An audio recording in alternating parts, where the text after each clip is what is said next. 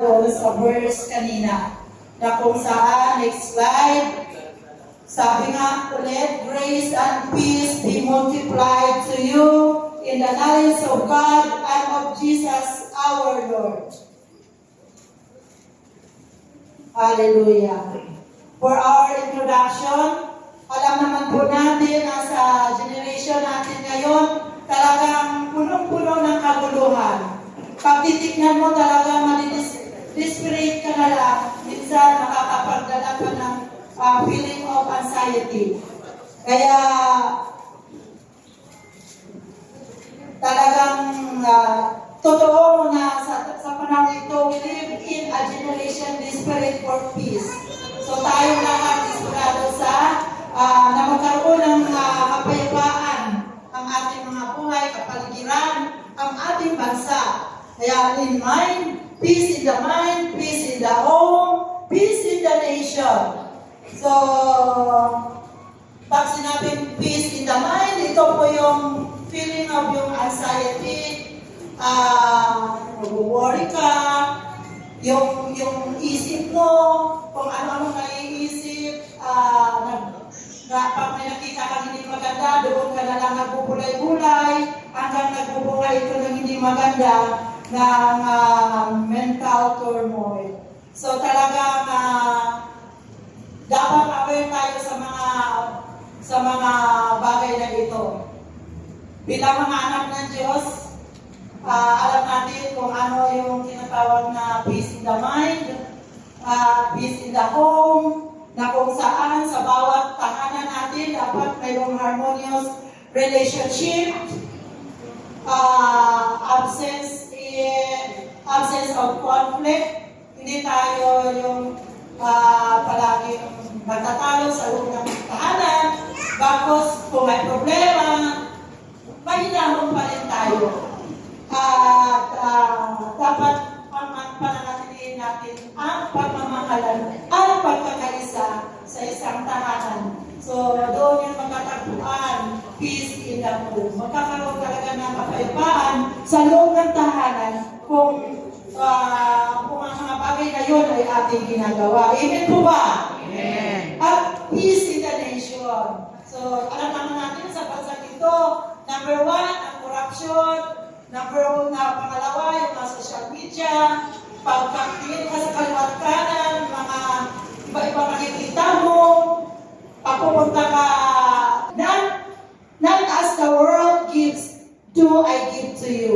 Let not your hearts be troubled, neither let them be afraid. So, alam naman natin, sinabi ni Jesus here, Jesus offers a peace that is a gift from Him personally. Galing talaga sa ating Panginoong Jesus ang peace na regalo sa ating lahat. Nasa atin na lamang yan kung ating tatanggapin. Siyempre tatanggapin natin lahat yan. Amen po?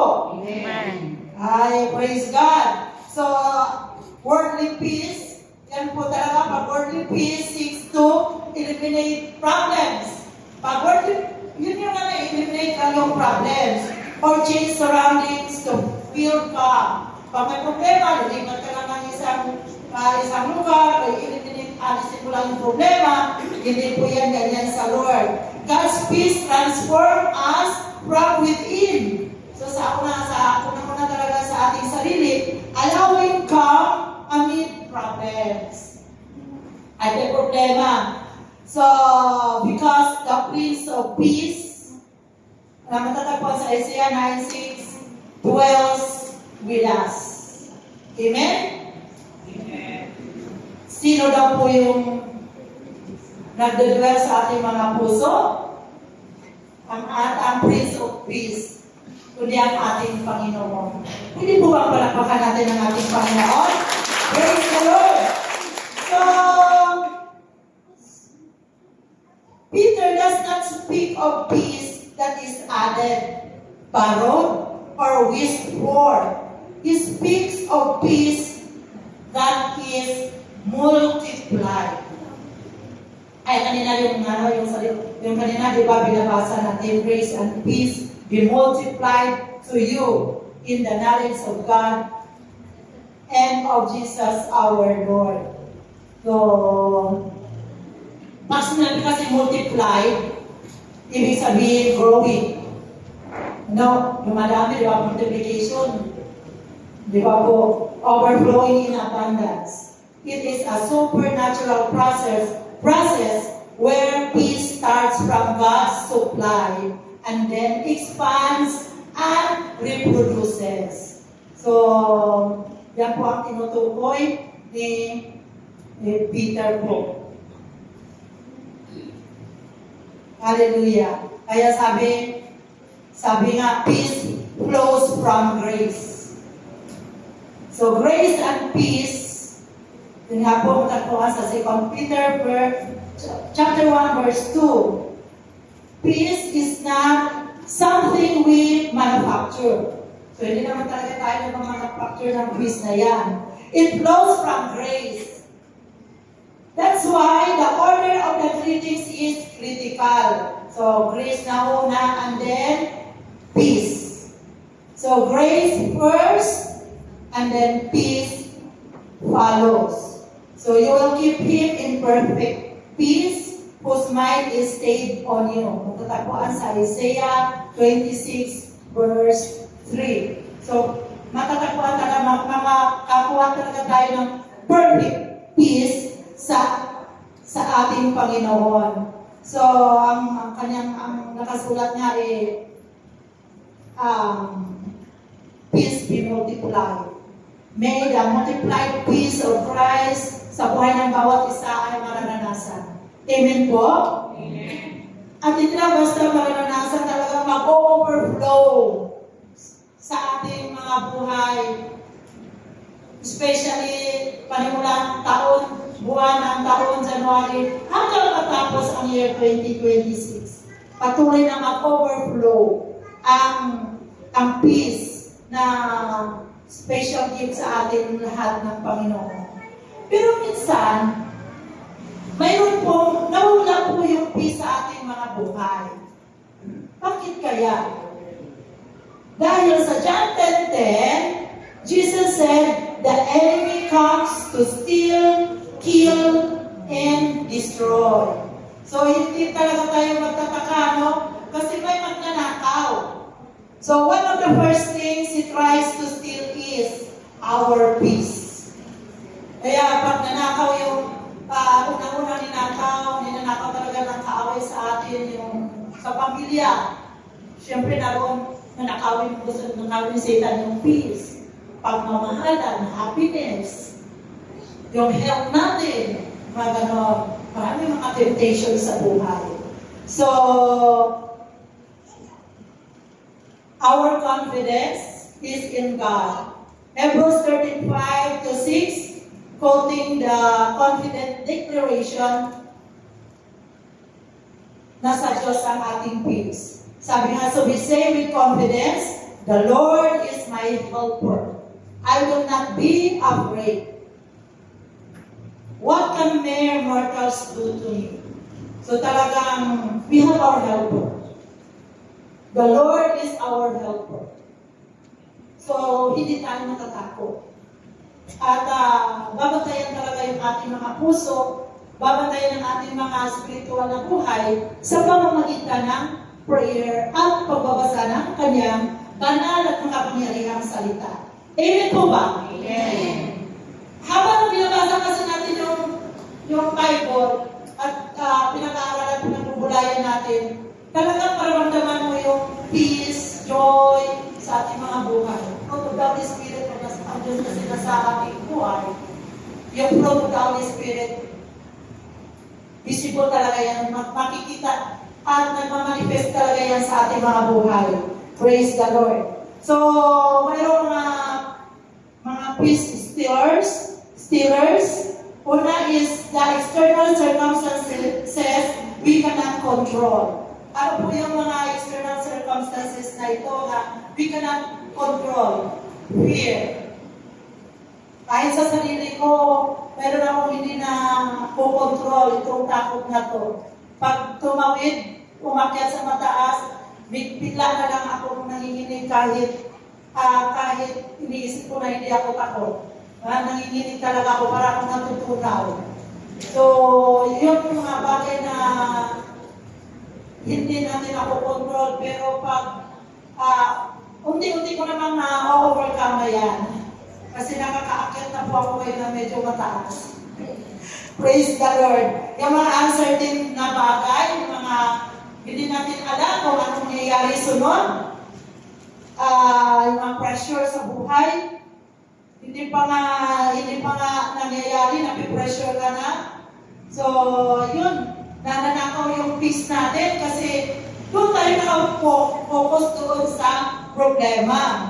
Sabi nga, fear, uncertainty, pressure. So, number 1 yun na stealers sa ating kapayapaan. John 20 verses 19 to 21. Sabi nga dito, ang kabuuan nito ay sinasabi, ang kabuuan thought is sinasabi dito, peace be with you. Yan. Peace be with you. Sabi, peace is not the absence of trouble. Peace is the presence of Jesus. So sa ating mga buhay, mapapansin natin, pag hindi natin napapantayan, pag may problema, talagang tayo, yung balsa. Pero pag once na na-realize, bakit nga pala, kasama natin ang ating Panginoong Jesus. So, meaning, makakaranas ulit tayo ng trouble. Pero tandaan natin, peace, sabi nga, peace is not the absence of trouble. Peace is the presence of Jesus. So may helper kasi tayo si Jesus, ang ating Panginoon. Praise the Lord. So sa next slide, another pillars is overthinking and an imagination run wild. Pag nag-overthink ka na, pag may problema, nag-overthink ka na agad. Pag mayroon ka mga babayaran, sabihin mo wala kang pambayad, nag-overthink ka na. Or even sa sarili mo, nag-overthink ka na. Tapos, yung imagination mo, nagra-run wild na.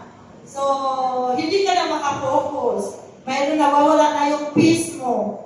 So, sabi nga sa 2 Corinthians 3 to 5, 3 to 5, sa Living Version, sabi dito, for though we live in the world, we do not wage war as the world does. The weapons we fight with are not the weapons of the world. On the contrary, they have divine power to demolish strongholds.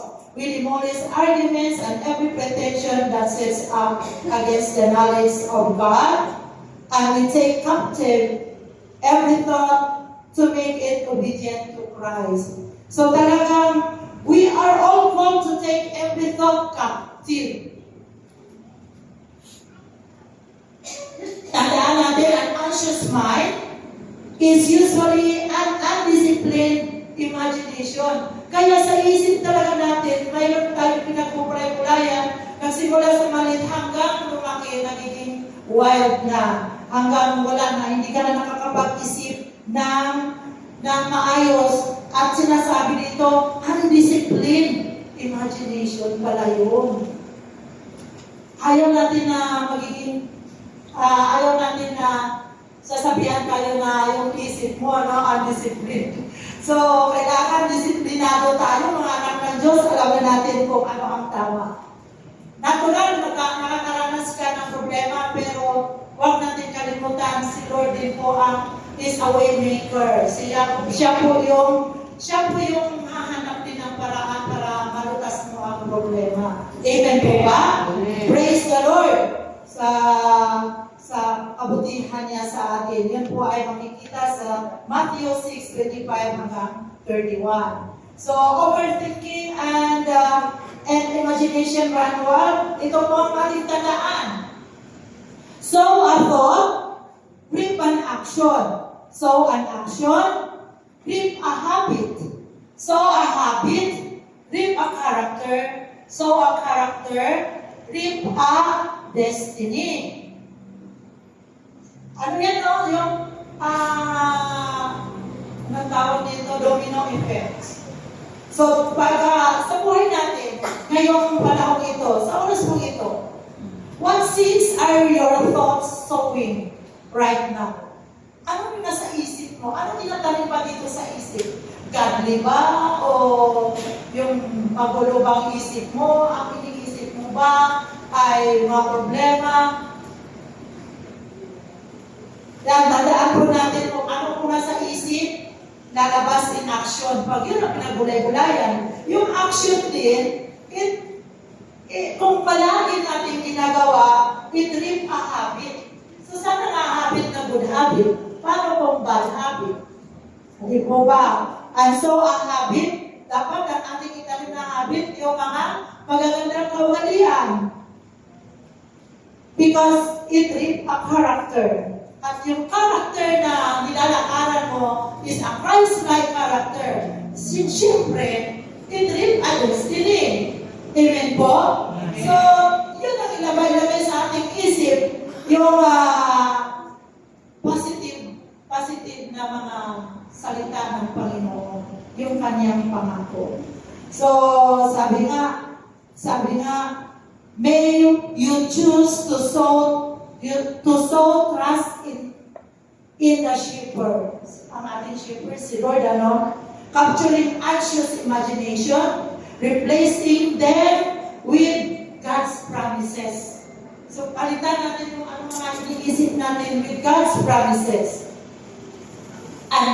And let's all watch peace multiply into actions, habits, character, and a destiny of unshakable rest in God's presence.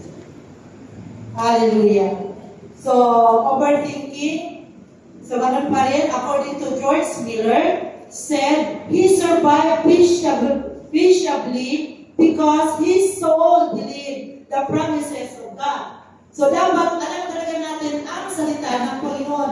Mayroon tayong palaging baon-baon salita ng Panginoon. Kaya nga, dapat everyday nga, mayroon tayong nasasaulong salita ng Panginoon na verse. Malaking tulong po talaga yan sa ating mga buhay.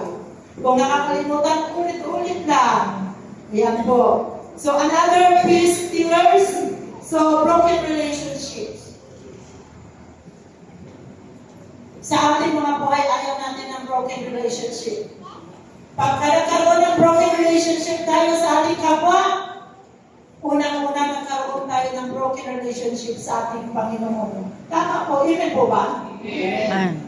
Pag broken na kasi yung relationship natin sa kapwa, meaning, broken din yung relationship natin kay Lord. Hindi ka maayos makipagkapwa, disconnected ka, kasi nga, disconnected tayo sa ating Panginoon. So, kailangan sa mga buhay natin ay pabantayan po talaga. Tingin natin sa Lord at ang prayer natin palagi, ang buhay natin ay palagi nagniningas o radiant sa harapan ng Panginoon. Yung glowing, anong tawag dito? Nag-aalam, on fire sa ating Panginoon ang buhay natin. Ito dapat. Sabi sa Colossians 3:12-15, let the peace of Christ rule in your hearts. And forgiveness will always be peace. Yan po. Pag hindi ka marunong magpatawad, kahit ikaw pa yung nasaktan, patawarin mo na kaagad. Kasi talagang hindi nagbibigay sa atin ng kapayapaan. Walang peace talaga. Kung ikaw ay nasaktan ng kapwa at malaki ang kasalanan niya sa iyo, unang-unang magpapatawad ikaw talaga. Bakit? Kasi ikaw mismo, nabubulo na rin yung isip mo. Hindi ka na nakapokus sa tama.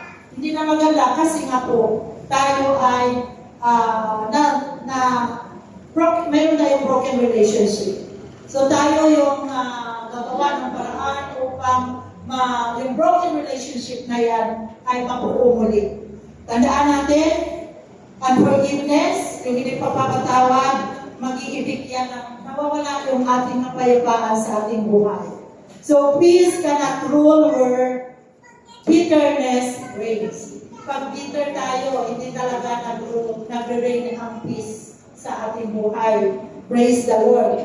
Sabi nga, sa Psalms 32, verse 3 to 5, ito po yung account ni David na siya ay nagkasala. Sabi niya, when I kept silent, my bones wasted away through my groaning all day long. For day and night, your hand was heavy on me.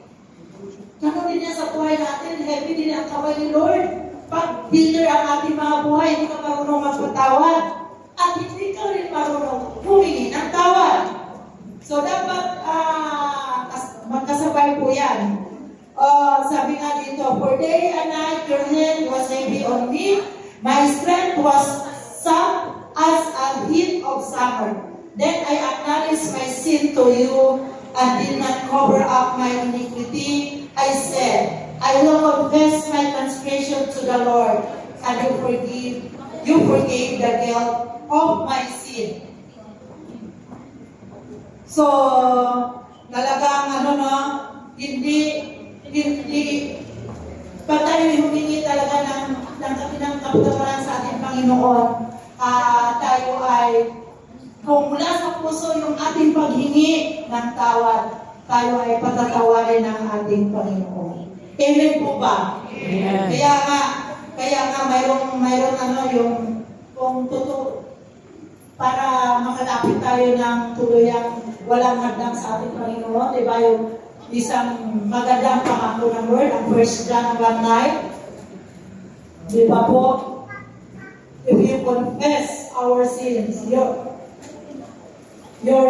our sins to the Lord, your sins to the Lord, He is just to forgive us and purify us from all our unrighteousness. So, ganun kabuti ang Panginoon. Palagi siya may provision sa atin. Ang atin lamang ay i-claim at pananampalatayanan. Praise the Lord. Hallelujah. At meron po tayo limang po ito. Nasa number 4 na tayo, na peace is terror sa ating buhay, being outside the will of God. Ano pong ibig sabihin ng outside the will of God? Mga bagay na ginagawa natin na hindi maganda sa harapan ng Panginoon. Unang-una, ito lang yung pinakamadali sa Ephesians 6:1. Children, kasama tayo doon kasi anak din tayo anak tayo ng Lord. Obey your parents in the Lord, for this is right. So, yun pa lang, hindi ka nag-o-obey. Hindi ka nag-o-obey. So, you are away from, you are being outside the will of God. Pag hindi natin sinusunod yung kautusan ng Panginoon, it's outside the will of God. Yung tithes na offering natin, yung tithes hindi talaga po sa atin yun. So, kung hindi natin sinusunod yun, we are outside the will of God. So, let us pray na God will always correct us at patuloy tayong uhuhugin ayon sa kanyang kalooban. Sabi sa James 13:18, basahin niyo na lamang po yan sa inyong kopyahin niyo na po. Pero ang pinakabuo dyan is wisdom from above is appreciable. When you walk in God's will, peace follows. Kasi hindi ka guilty. Pagka gumagawa ka ng mali, at alam mo na mali talaga yun, minsan, sinasastify na lang natin ang sarili natin, ay hindi po yung nag-produce ng peace. Natuon pa rin talaga ang guilt feelings mo sa buhay, sa ating buhay. Kung sinungaling na tayo ng konti Kaya doon, alam niyo po ba, sa school last Friday, mayroon kaming activity ng marami kami mga activities. Ako ang facilitator doon sa Mandragon. Ako ang gumawa ng question, ako grade 1, pero ako gumawa. Sabi ng isang teacher ko sa akin, sabi niya, ikaw gumawa, hindi, ituturo ko na sa bata mo. Nireview ko siya talaga doon, sabi ko, ano yun? Kasalanan yung malaki, sabi ko gano'n. Sabi na magano'n siya. Hindi na siya tumipo. Kasi hindi ko gagawin yun. Oo, maliit na kung tutusin, pwede kong ituro. Pero hindi ko ituturo yung binigay ginawa kong exam para lang manalo ang bata ko. Pero parang narinig ko rin doon sa after nung laro, hindi ko na doon sa bata ko. Narinig ko rin na siya yung nanalo. Estudyante ko rin kasi sampo sila naglalalaw. Mr. Roy, hindi ko po ginagawa yung sinasabi ng teacher ko na ibibigay ko daw yung sagot, ituturo, sabi ko no, hindi. Kasi talagang nilakas ako, kasalanan yun, sabi ko gano'n. Ay, kung gusto ko, ikaw na magawa ng test para ayaw ko naman.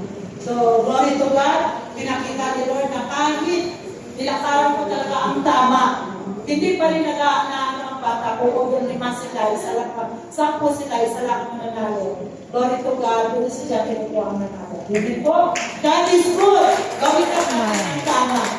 At halawa talaga ng Lord hindi, halawa talaga ng Lord, hindi talaga yan makukuha ni naman kung ginagawa mo yung tama.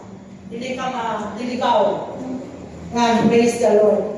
When you walk in God's will, peace follows. Yung ginawa ko, tinuruan ko yung estudyante ko. Ay, guilty ako, hindi ako masaya. Kaya, thank you, Lord, dahil palagi tayo pinaalalahanan ng mga dapat gawin. Praise the Lord. At ito, the unconfessed sins. Yan, natatagpuan sa Psalms 32, verses 3 to 5. Binasa ko na po ito kanina. So, pag mayroon tayong mga unconfessed sins, hindi po talaga tayo mapalagay. Nandito at nandito yan sa ating puso. So, guilty tayo. So, we have to ask God's forgiveness. Sabi nga, mayaman ang grace ni Lord sa ating lahat. Ang 1 John 1, hindi po ba? Yan po. So, dapat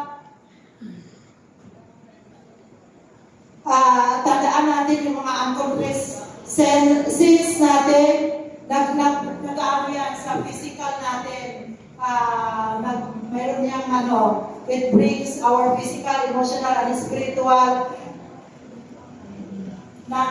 guilt. Wala po tayong katahimikan. Napapansin natin, the moment si David na humingi ng tawad sa Diyos, naranasan niya kaagad yung forgiveness. Yung guilt was lifted and joy returned sa kanyang puso. Bumalik yung kasiyahan sa kanyang saya sa kanyang puso. Kasi nga, nakapag-confess na siya, pinagsisihan na niya yung kanyang ginagawang mali. Sabi nga dito sa 1 John 1:9, ulitin ko lang po, tandaan natin, if we confess our sins, He is faithful and just and will forgive us our sins and purify us from all unrighteousness. So God is good. All the time. God is good. Praise the Lord. Palakpakan natin ang ating Panginoon. Nasa conclusion po tayo. Mabilis po ba? Praise the Lord. So sa conclusion, sabi nga kanina yung ating pinag-aralan, our good shepherd calmly leading us all to a vast tayo lahat. Nililid niya tayo palagi na hindi tayo makapi ng kaaway. At patuloy tayong lumakad ayon sa kanyang kalooban. Praise the Lord. He gives us grace. He gives us, He forgives our sins. Ayan po.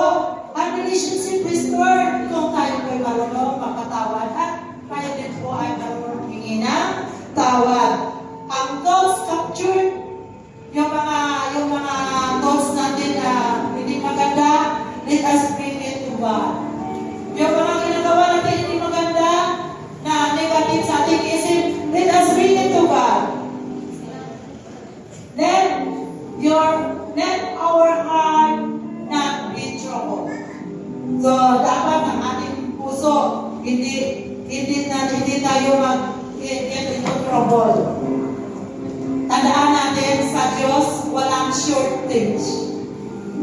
Amen po ba? Amen. Walang shortage, palagi ang biyaya at habang niya sa atin na uumapaw. Amen. Ayan po, sabi nga, Jesus, sabi sa Isaiah 9:6, Jesus is the Prince of Peace.